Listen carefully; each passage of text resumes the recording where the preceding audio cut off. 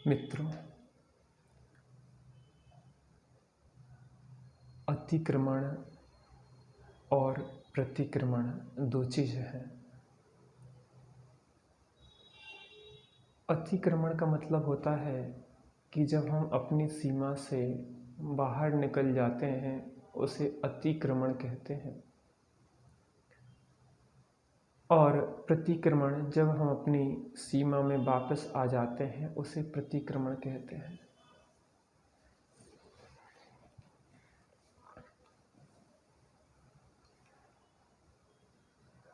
लोक कथा प्रचलित है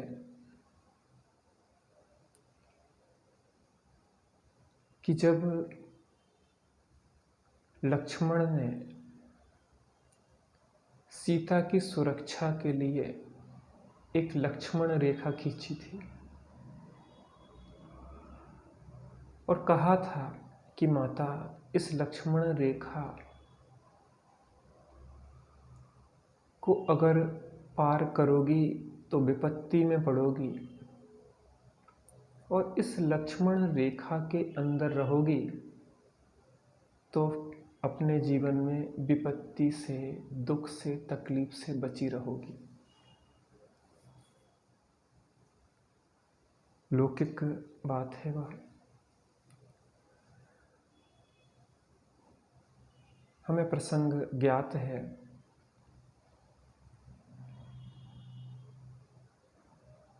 कि सीता ने उस लक्ष्मण रेखा को पार किया और बहुत कष्ट, बहुत सारी विपत्ति, बहुत सारे दुख और तकलीफ को पाया। देखो, कुछ चीज़ें प्रतीकात्मक होती हैं। वो जो लक्ष्मण रेखा है वो एक प्रतीक है हमें समझाने के लिए। सीता तो समझदार थी, लेकिन हमें बताने के लिए इस बात को बताया गया है कि अगर तुमने अपने जीवन में न्याय, नीति की सीमा रेखा को उल्लंघन किया, अपनी मर्यादाओं का उल्लंघन किया, तो अनेक विपत्तियों में पड़ने वाले हो। पर अगर अपनी सीमा में रहे तो अनेक विपत्तियों से बचने वाले हो। आखिर हमारी सीमाएं हैं क्या? देखो, हमारी सीमाओं के बारे में चर्चा करें हम अगर, तो लोक में जो हमारा घर है, घर की एक सीमा होती है कि अगर आपका 50 बाई 100 का एक प्लाट है तो उस प्लाट में ही आप अपने घर को बनाएं, बल्कि सुविधा के लिए आप कुछ आगे स्थान छोड़ दें जिसमें कि आपको थोड़ी सहजता हो। थोड़ा खाली स्पेस होने से आपको थोड़ी घर में रहने में, हवा आदि की आने में, कुछ आपको गाड़ी वाहन रखना है तो उसके लिए वो आपको सुविधाजनक होगा। तो जितनी है उस सीमा में भी कुछ खाली स्पेस छोड़ना चाहिए, ये अच्छे घर के लिए ज़रूरी है। लेकिन हम करते उल्टा है। अपना जो प्लाट है, अपनी जो जगह है, अपनी जो ज़मीन है, उस ज़मीन के अलावा हम अतिक्रमण कर लेते।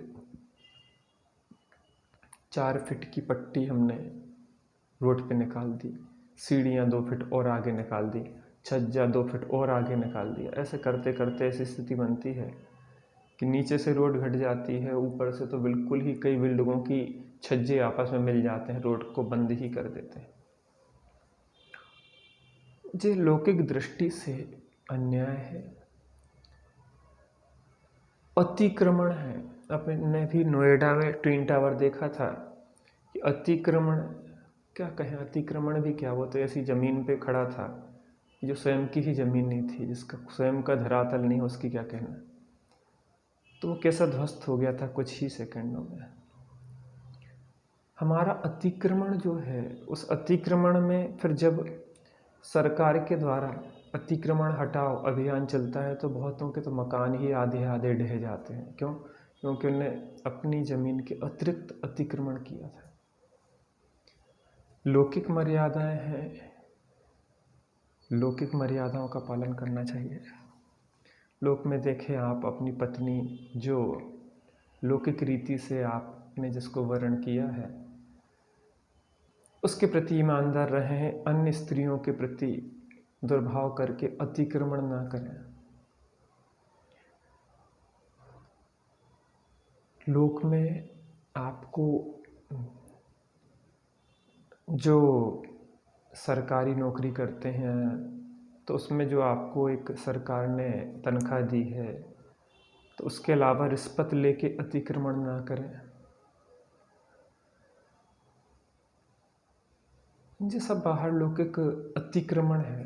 अतिक्रमण करेंगे तो फिर जब फंसेंगे तो उसको प्रतिक्रमण करना पड़ेगा, अर्थात अपनी उस सीमा के बाहर जितना भी हमने अपना महल बनाया होगा उसको ढहना होगा। तो फिर उसके बाद तकलीफ, पीड़ा और कष्ट होता है। इसलिए सबसे पहले अतिक्रमण का ध्यान रखें। एक दूसरा अतिक्रमण भी करते हैं हम कि जो ये शरीर है इसके अंदर एक चेतना है, वो चेतना की अपनी एक मर्यादा है। उस चेतना की मर्यादा अर्थात हम जो अमूर्तिक चेतना है, उस अमूर्तिक चेतना के बाहर हम जिसको अपना मानेंगे, चाहे वह शरीर हो और जो हो, स्त्री पुत्र कुटुंब धन वैभव आदि,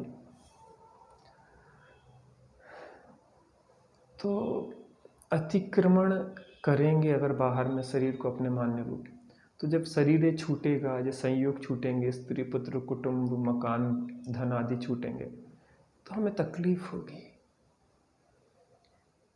तो फिर क्या करें? शरीर में रहना तो पड़ेगा। हाँ, रहने में कोई दिक्कत नहीं है, किराए से भी अपन दूसरे के घर में रह लेते हैं। तो यहाँ पे अभी मानव पर्याय मिली है तो हमें शरीर में तो रहना पड़ेगा, लेकिन अतिक्रमण करें। शरीर में रहना अलग बात है और शरीर को अपना मानना अलग बात है। किसी दूसरे के घर में किराए से रहना अलग बात है और उस किराए के घर को अपना मान लेना दूसरी बात है। शरीर में रहें। कबीरदास जी ने कहा, बड़े जतन से ओढ़ी चंदरिया और ज्यों की त्यों धर दीनी चंदरिया। शायद कबीरदास जी का है या किसी अन्य का है।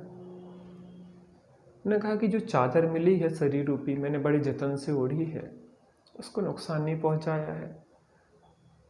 पड़ोसी है, अच्छी गाड़ी है, उसको सर्विस की ज़रूरत पड़ी सर्विस की, उसको पेट्रोल की ज़रूरत पड़ी पेट्रोल दिया, लेकिन अपना मानना जो तो मूर्खता है ना।